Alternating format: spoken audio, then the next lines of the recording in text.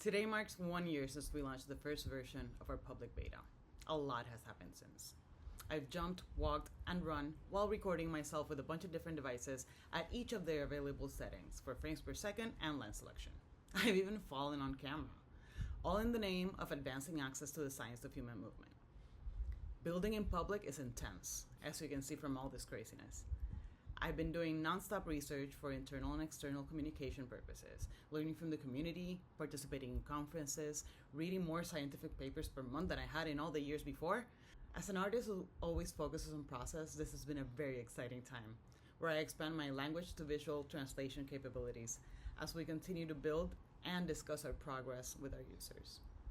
In the past year, we've talked to a lot of people studying human movement in different ways, made a ton of updates, and launched new functionalities. We're continuing to build in public and ask you to join us in making biomechanics accessible, because we really believe this technology will lead to a healthier world. Join the movement.